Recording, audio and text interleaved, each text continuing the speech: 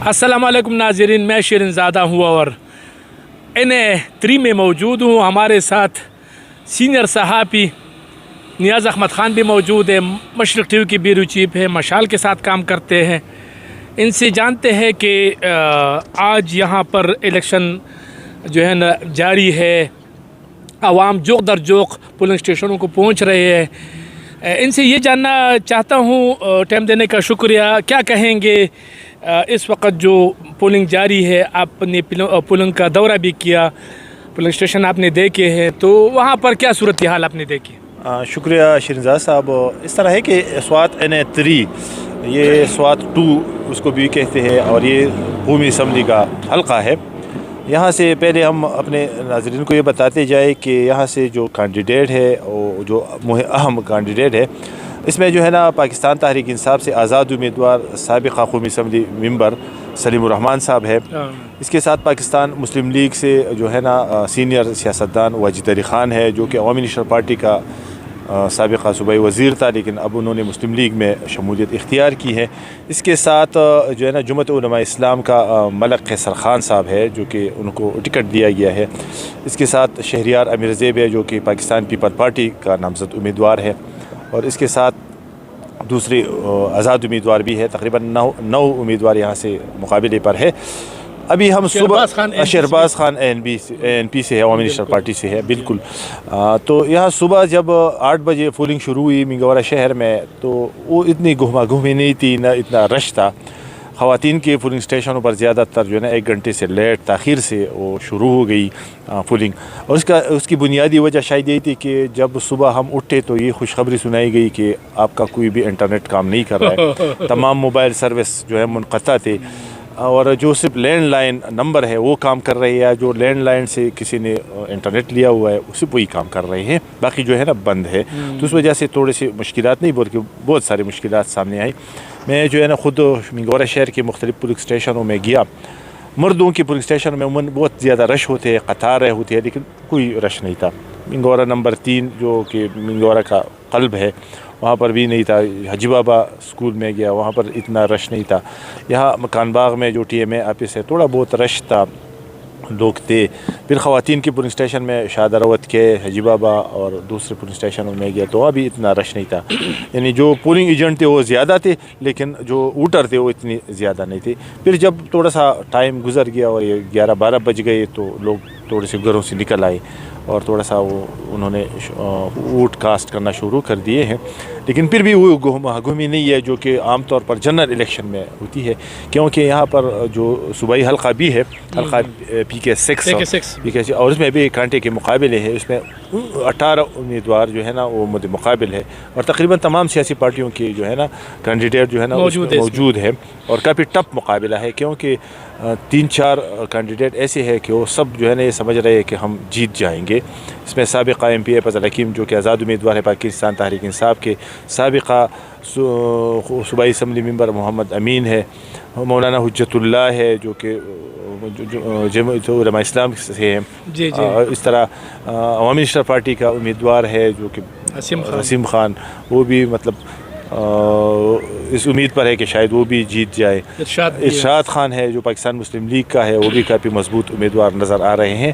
تو اس وجہ سے یہی توقع تھی کہ یہاں شہر میں بہت رش ہوگا، گھما گھومی ہوگی، گاڑیوں پر وہ جھنڈے ہوں گے، لیکن وہ نظر نہیں آ رہا ہے. صرف جو ہے نا جو پہلے سے انہوں نے تیاری کی ہے اور مختلف بینر لگائے ہیں یا جو انہوں نے جھنڈے لگائے ہیں اور جو مختلف بازاروں میں وہ نظر آ رہے ہیں، لیکن وہ اس طرح نہیں نظر نہیں آ رہے. شاید آخری ٹائم میں جو 4 سے 5 بجے تک 1 گھنٹے میں پھر رش ہو جاتا ہے، شاید اس میں وہ تھوڑی سی رش آ جائے، اس میں رش ہو جائے. بالکل ٹھیک. میں تھوڑا سا واضح کر دوں کہ چونکہ ہم دونوں صحافی ہیں اور ہم دونوں کا کام یہ ہوتا ہے کہ ٹی وی کے ساتھ اگریمنٹ یہ تھا کہ ہم لائیو جائیں گے اور لائیو کوریج ہوگی. اور چونکہ لائیو آپ کر سکتے ہیں وہ انٹرنیٹ کے ذریعے، تو انٹرنیٹ تو چلا گیا لیکن اس کے ساتھ ساتھ سگنل بھی چلے گئے. یعنی مطلب نہ نیٹ رہا نہ وہ موبائل کوئی سگنل تھا کہ آپ کسی سے بات کریں. تو ہم یہ سوچ رہے تھے کہ ہم پورے سوات میں گھومیں گے پھریں گے، اور پلان یہی تھا کہ کبل جائیں گے، مٹھا جائیں گے، خواجہ خیلہ جائیں گے، اس طرح بحرین کالام تک ارادے تھے. لیکن ہوا یہ کہ جب انٹرنیٹ منقطع ہو گیا تو ہم سارے جو ہمارے پلان تھا وہ ٹپ ہو گیا، اور ہم یہاں آ کے پریس کلب میں بیٹھ گئے. چونکہ یہاں پر DSL ہے تو اس کے ساتھ ہم لائیو کرتے ہیں، جو بھی کرتے ہیں وہ آ کے یہاں پر بیچتے ہیں. کیا کہیں گے یہاں پر؟ آپ کو لگ رہا ہے کہ عوام نکل آئیں گے سیکورٹی کے حوالے سے؟ آپ مطمئن ہیں کہ سیکورٹی بھی ٹھیک ہے؟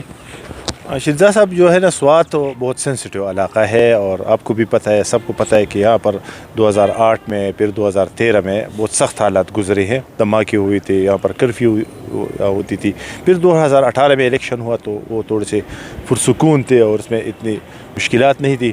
لیکن پھر بھی جو ہے نا، یہاں پر 996 جو پولنگ اسٹیشن ہے اس میں سے آدھے سے زیادہ جو ہے نا وہ حساس ترین قرار دی گئے ہیں. کچھ حساس ہے اور اس میں سیکیورٹی کافی لگائی گئی ہے. ہم نے دیکھ لیا کہ سوات کی کوئی بھی ایسا علاقہ نہیں ہے جہاں پر بدامنی یا وہاں پر سے ایسی اطلاعات آئے ہوں کہ ہم اس کو بدامنی کہیں. اور سوات کے لوگ جو ہے نا، انہوں نے بدامنی دیکھی ہے، انہوں نے اس کے نقصانات دیکھے، وہ مشکلیں برداشت کی ہے. تو 2022 میں اگر ہم جائیں تو یہاں پر پھر ایک ایلیمنٹ شروع ہوا تھا، لیکن لوگ نکل آئے سڑکوں پر.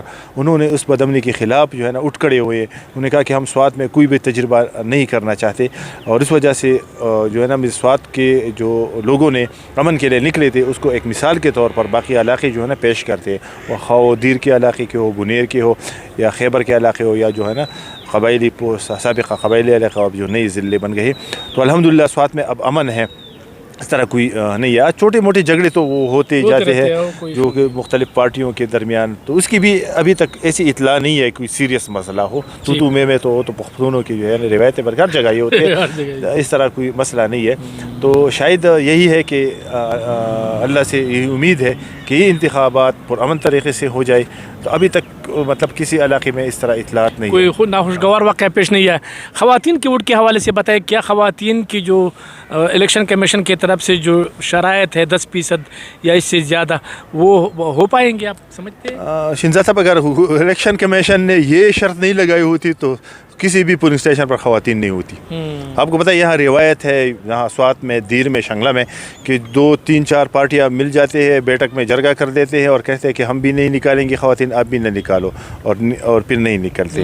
لیکن ابھی انہوں نے یہ شرط لگائی ہے تو اس وجہ سے، خوف کی وجہ سے جو ہے نا بہت سارے سیاستدان اس کو نہیں. لیکن پھر بھی میں یہ کہوں گا کہ سوات میں 12 سے 15% خواتین کی صرف اس میں شرکت ہوگی، زیادہ نہیں ہوگی، جو کہ کاسٹ کی گئی ووٹوں کے لحاظ سے، یعنی تمام کی نہیں. کیونکہ اب بھی خواتین کی جو مختلف پولنگ اسٹیشن ہے اس میں جو ہے نا کمی ہے، اور صرف وہی خواتین نکل رہے ہیں جن کو اپنے مرد کہتے ہیں کہ آپ لوگ جاؤ اور ووٹ جو ہے نا کاسٹ کرو. وہ اپنی مرضی سے نہیں جاتے، کیونکہ آپ نے بھی سنا، ہم نے بھی سنا، جو کمپین چلا تھا اس میں بھی کسی بھی کینڈیڈیٹ نے نہیں کہا کہ خواتین کو اپنا ووٹر ہی نہیں سمجھا، نہ ان کے لیے کوئی اعلان کیا، نہ ان کو کوئی جلسہ کیا، نہ ان کے ساتھ کوئی کارنر میٹنگ ہوئی، نہ ان کو جمع کیا کہ آپ لوگ بھی اس پاکستان کی آدھی آبادی ہے اور آپ کے لیے بھی ہم یہ کریں گے، یہ کریں گے. تمام ان کے جو ہے نا وہ ٹارگٹ جو ہوتا ہے نا وہ مرد حضرات تھے، اور ان کو پتہ ہے کہ ان مرد کے زیر سایہ خواتین ہے. جب مرد جو کچھ کہیں گے وہ خواتین وہی ووٹ اس کینڈیڈیٹ کو ووٹ دیں گے. لیکن یہ غلط ہے. خواتین کو اپنی سوچ ہے، ان کو اپنے سوچ کے مطابق، اور ان کو فیصلہ خود کرنا چاہیے کہ کون سا کینڈیڈیٹ ان کے لیے اچھا ہے، کون سا جو ہے نا ان کے لیے قوانین بنا رہا ہے، کون کی جو ہے نا ان کے لیے. خاص کر سوات میں جو ہے نا 2 بڑے مسئلے ہیں خواتین کے ساتھ. ایک ان کی وراثت میں حصہ وہ نہیں دیا جا رہا ہے. مسلمان بھی ہے، ہم مسجد بھی جاتے ہیں، خواتین کا حصہ بھی مانتے ہیں، لیکن عملی طور پر 95% خواتین کو ان کے والدین کی جائیداد میں نہ بھائی حصہ دیتے ہیں نہ باپ دیتے ہیں. ٹھیک ہے، حالانکہ اللہ پاک نے بھی اس کا بالکل واضح حکم ہے. ٹھیک ہے. دوسرا اہم مسئلہ تعلیم کا ہے. جب بچیاں 8ویں تک پہنچ جاتی ہے، 10ویں تک پہنچ جاتی ہے، ان کی شادی کر دیتے ہیں، آگے ان کے تعلیم پر دروازے بند کر دی جاتی ہے.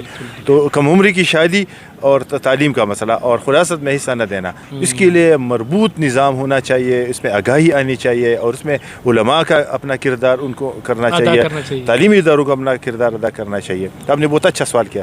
جی بالکل ٹھیک. ایسا ہے ناظرین کہ سویرا پرکاش اگر آپ بنیر سے دیکھیں تو براہ راست الیکشن لڑ رہی پیپل پارٹی کی طرف سے. اس وقت اگر ہم نظر ڈالیں تمام پارٹیوں پر تو پی ٹی آئی واحد پارٹی نظر آ رہی ہے جس میں خواتین کی تعداد بہت زیادہ ہے، وہ براہ راست الیکشن لڑ رہی ہے۔ تو میرا خیال میں دیگر پارٹیوں کو بھی خواتین کو جو ہے نا وہ حق دینا چاہیے تاکہ وہ بھی براہ راست آئے اور الیکشن میں حصہ لے۔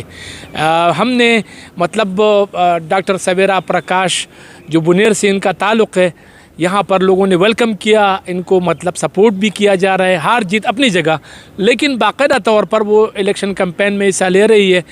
آج جو انتخابات جاری ہے، آج آخری دن ہے، ہار جیت چاہے کسی کا بھی ہو، لیکن یہ ضروری ہے کہ صاف شفاف انتخابات ہو، جو جیتے وہی سکندر، جو جیتے ان کے حوالے کر دو۔ میرا خیال میں یہ سب سے بہترین ہے۔ مجھے دے اجازت، اگلی دفعہ کسی اور جگہ پر ملاقات ہوگی۔ اللہ حافظ۔